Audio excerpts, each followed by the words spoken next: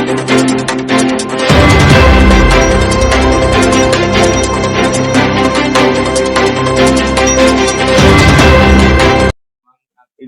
महिलाओं को 2 लाख रुपए तक का 7.5% पे उनको एक निश्चित तौर से ब्याज दर मिलेगा, जिससे वो आत्मनिर्भर हो सकें, अपने पैरों पर खड़ी हो सकें और एक आत्मसम्मान के साथ ज़िंदगी जी सकें।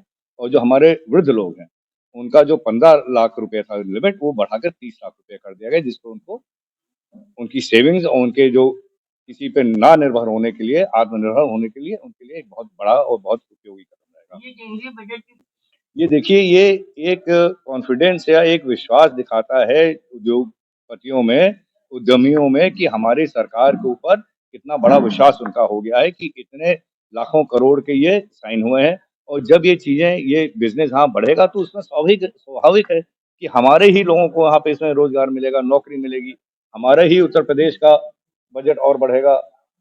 तो उसमें बहुत, ये बहुत ज़रूरी कदम है और इससे बहुत बड़ा फ़ायदा हमारे प्रदेश को मिलने वाला है। कि जहाँ तक ऐसी ट्रेनें हैं जो बंद की गई, इसको चालू करने का इसी बजट सेशन में मैं मांग करूँगा सरकार से। किसान के लिए क्या कुछ रखा गया? देखिए, सरकार पे आरोप लगा करते हैं, कोई नई बात नहीं, लोकतंत्र है, सबको आरोप लगाने का अधिकार है।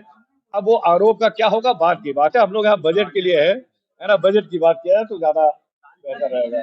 तो इलाहाबाद में सरेआम हत्या हुई, उसका अंजाम क्या हुआ? जो हत्यारा था, एक का तो एनकाउंटर हो गया और बाकी भी पकड़े जाएंगे।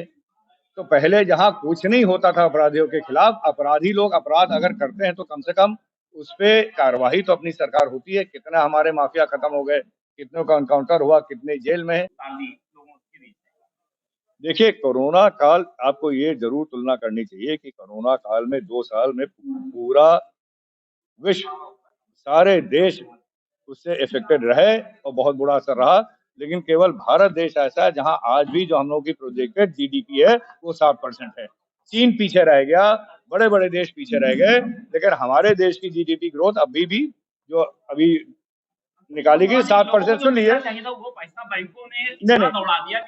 नहीं, देखिए, लोगों को जो मिलना चाहिए था कोरोना काल में वो किसी भी देश में नहीं मिला, लेकिन हमारे देश में मिला। फ्री राशन मिला 2 साल, फ्री की कोविड की कोविड का इंजेक्शन लगा। और यही नहीं, हमारे देश ने और तमाम देशों को मदद किया और कोविड का इंजेक्शन सब जगह बांटा।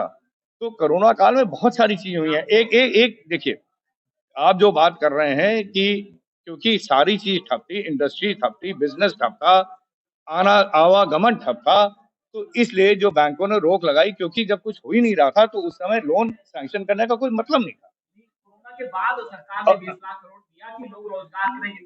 इस बजट में अनएम्प्लॉयमेंट, बेरोजगारी की समस्या पर विशेष ध्यान रखा गया है। जो हम लोगों का कैपिटल एक्सपेंडिचर 10 लाख करोड़ रुपए बढ़ाया गया है, जिसमें खास तौर से जो हमारे इंफ्रास्ट्रक्चरल प्रोजेक्ट, इंफ्रास्ट्रक्चरल काम पे जो पैसा जाएगा, इससे बहुत बड़ा बढ़ावा मिलेगा हमारे छोटे-छोटे जो हमारे बिजनेसमैन हैं उनको, हमारे मीडियम स्केल इंडस्ट्रीज को। उसके साथ-साथ रोजगार भी का बहुत बड़ा एक तरीका मिल जाएगा हमारे नौजवानों को।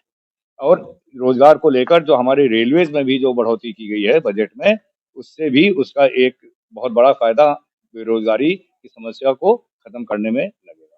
इस पे हम लोग बात करेंगे, आपकी हम सर से परमिशन लेनी पड़ती है जल्दी से सर।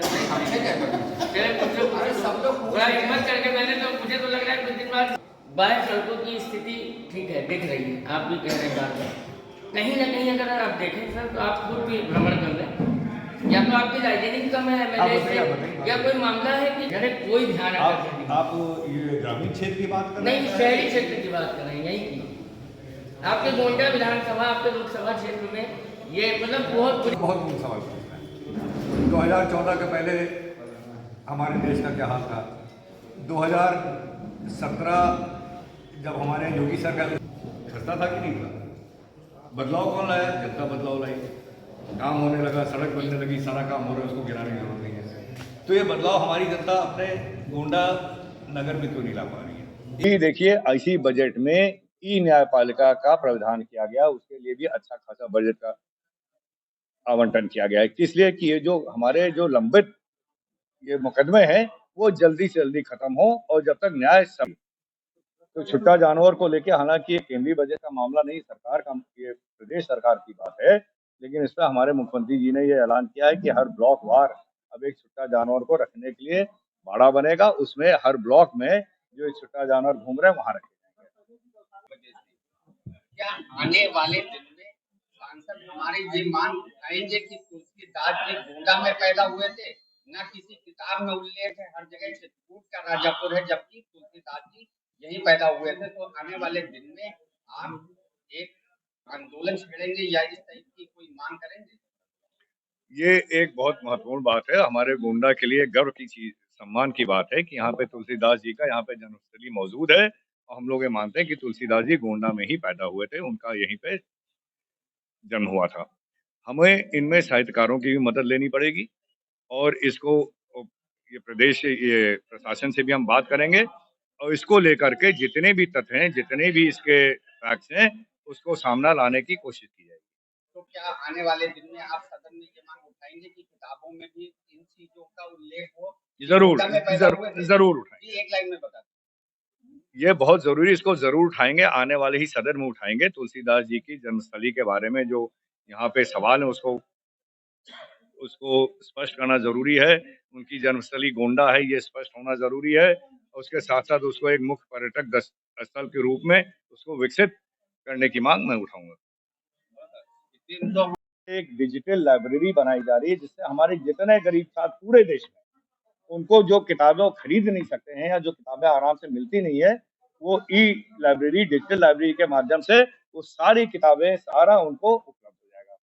और इसके साथ साथ टीचरों की एक बेहतर ट्रेनिंग की व्यवस्था बनाई गई है, जिसमें जो हमारे गांव में जो टीचर जा रहे हैं, जो अध्यापक जा रहे हैं, वो भी एक नए ढंग से सीख कर जाए और बेहतर पाठ्यक्रम पढ़ा सके।